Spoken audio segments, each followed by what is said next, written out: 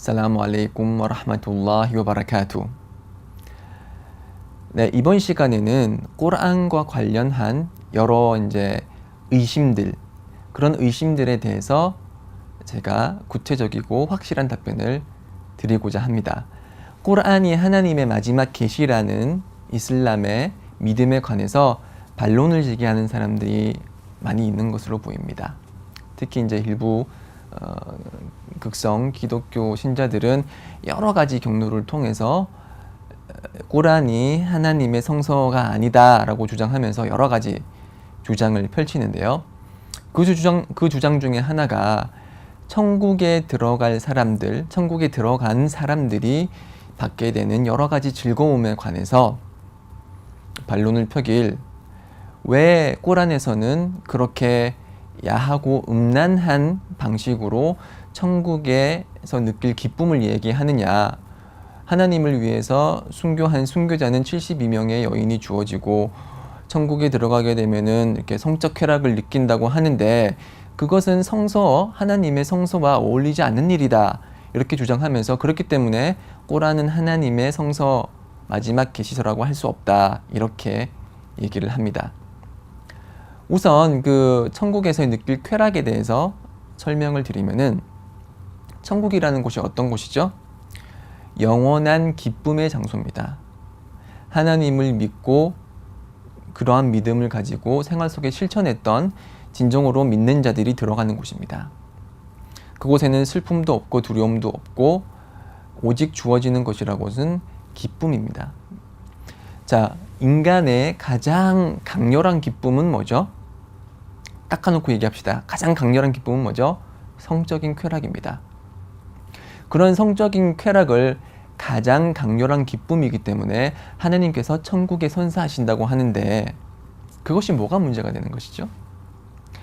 너무나 이렇게 강렬한 기쁨이기 때문에 많은 사람들은 실정법을 어겨가면서 그리고 사람들의 윤리적 의식을 무시하면서까지 현세에서 간통을 하고 불법적인 성관계를 맺고 강간을 하지 않습니까? 그러한 강렬한 쾌락을 천국에서 준다고 하는데 그게 어떻게 문제가 되는 것이죠? 천국에서는 윤리라는 게 없습니다. 지금 현세에서는 윤리라는 것이 있고 지켜야 할 선이 있기 때문에 강간이나 간통은 커다란 범죄지만은 내세에서는 특히 천국에서는 기쁨의 장소이기 때문에 하나님께서 원하시는 대로 쾌락과 즐거움과 환희를 선사하는 곳입니다. 그런 곳에서 그런 성적인 쾌락을 느낀다는 것에 대해서 이슬람에서는 전혀 문제가 될 것이 없다고 보고 있습니다. 솔직히 얘기해 보십시오. 천국에 들어갈 사람이 그러한 기쁨을 항상 갖는다는데 질투하는 것은 아니겠죠, 그렇죠? 네. 그렇기 때문에 천국에서 주어지는 그런 기쁨은 전혀 문제가 될 것이 없고요. 그런 기쁨을 표현하고 묘사하는 데 있어서 꾸르안은 간접적으로 비유적으로 그 기쁨을 전하고 있습니다. 자, 그에 반해서 성경은 어떨까요?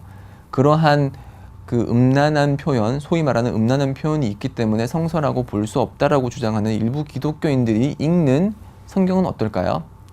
자, 제가 공개석상에서 차마 성경에 나오는 음란한 표현을 제가 읽어드리지는 못하고요.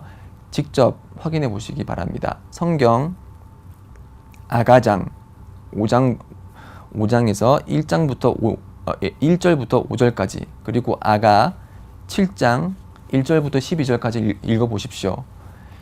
이것은 18금입니다. 18금. 야설에나 나올 법한 그러한 표현들이 적나라하게 드러나 있습니다. 또 다른 성경은 에제키엘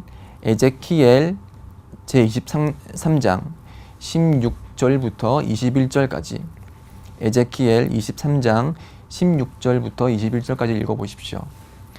솔직히 필요 없는 불필요한 그런 묘사들입니다. 그런 불필요한 묘사를 그렇게 적나라하게 음란하게 독자들에게 전하고 있는 것이 성경입니다. 그런 성경은 이런 부분들은 청소년들이 읽을 수 없는 내용이죠. 그럼에도 불구하고 이러한 적나라한 음란한 표현이 있음에도 불구하고 꾸란에 나와 있는 그런 간접적이고 은유적인 천국에서의 쾌락, 그것을 비판하는 것은 자가당착적이라고 할 수가 있습니다. 네. 그리고 사람들이 또 이제 일부 이슬람의 적대적인 일부 기독교인들이 제시하는 문제는 나스흐라는 개념인데요. 나스흐는 폐지라는 뜻입니다. 즉 기존에 있던 그런 규정이 폐지되고 그 규정 이후에 새로운 규정이 그 이전 규정을 대체하는 것을 나스흐, 즉 폐지라고 하는데요. 이 폐지에 관해서 이제 그들이 하는 얘기는, 아니 어떻게 하나님께서 모든 것을 아시는 분이 있는데 처음에 한 말을 했다가 뒤에는 말을 바꾸냐, 왜 처음에 규정을 폐지하고 다른 새로운 규정을 내냐, 이것이 전지전능한 하나님의 말씀일 수 있느냐 라고 문제를 제기합니다. 꾸란에서는 이 나스흐에 대해서 명백하게 꾸란 구절이 얘기를 하고 있는데요. 그 뜻의 한글 의미를 제가 읽어볼게요. 나는 즉 하나님은 징표를 폐지하거나 그것을 망각하게 할 때면 항상 그것보다 더 좋은 것이나 유사한 것을 가져오니 그대는 즉 무함마드는 실로 하나님께서 모든 것에 전능하신 분이라는 것을 알지 못했던가, 이렇게 말하고 있습니다. 꾸란 제2장 106절입니다. 즉 하나님께서는 하나님 당신께서 그런 징표를 새로 폐지를 하시면서 그와 유사한 것이나 더 좋은 것을 가지고 온다고 했습니다. 자, 이런 폐지라는 개념은 이슬람에게만 발견되는 그런 현상은 아닙니다. 하나님의 종교라면은 다 나타나는 전반적인 현상인 것이죠. 대표적인 예로 이제 모세가 가지고 온 율법을 한번 볼까요? 모세 이전에는 이제 가까운 친척과 근친과의 결혼이 허락이 됐습니다. 성경에 의하면은 대표적으로 아담이 있죠. 아담이 그 이브와 결혼하고 나서 이제 그 후에 자식들이 났죠. 그 자식들은 어떻게 자손을 낳았을까요? 자식들끼리 결혼을 함으로써 그 후손을 낳았던 것입니다. 자, 그렇기 때문에 지금 현재로 보면은 근친 결혼이죠, 그렇죠? 그렇지만 이러한 근친 결혼은 모세 시절에 성경에 의해서 폐지가 됩니다. 자, 기존에 있던 규정, 근친 결혼이 허락됐지만 모세가 그러한 근친 결혼을 폐지를 했습니다. 이것이 바로 모세 율법에 나타나는 폐지고요. 또 다른 예로는 모세 시절에 처음에는 동물의 지방을 섭취하는 것이 허락이 되었죠. 그렇지만 그 이후에 소나 아니면은 양의 지방이 금지됩니다.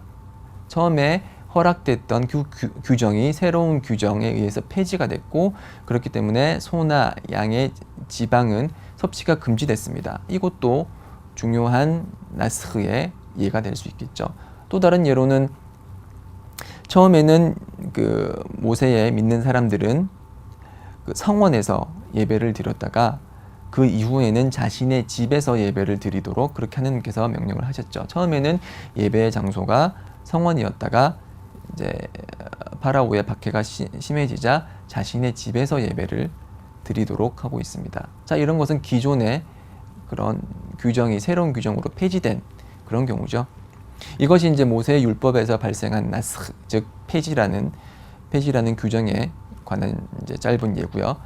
이 폐지라는 것은 예수가 가지고 온 기독교에서도 발견되고 있습니다. 예를 들어서 모세의 율법에서는 이혼이라는 것이 어떠한 제한 없이 어떠한 이유라도 이혼이 허락이 됐습니다. 그렇지만 예수가 가져온 율법은 어떨까요? 이혼은 허락이 되지 않고 다만 간통을 범했을 때 그 특정한 간통이라는 이유에 의해서만 이혼이 허락이 됩니다. 이전 율법은 그렇지 않았습니다. 그 어떠한 이유라도 남편이 원하면은 이혼을 할 수 있었지만 예수는 그 이전의 율법을 폐지를 하고 새로운 율법을 가져와서 간통에 의해서만 이혼이 허락된다고 얘기를 하고 있습니다. 또 다른 중요한 예는 이제 모세가 가져온 십계명에 나와 있는 것처럼 안식일을 지키라고 모세가 얘기를 했지만 초기에 이제 예수 시절 그러한 안식일은 폐지가 되죠.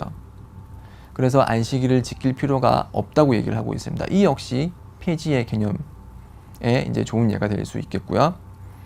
그리고 모세의 전통 중에 하나는 모세가 가져온 율법과 그 이후에 내려지는 전통 중에 하나는 돼지고기 섭취를 금지하는 일입니다. 돼지고기는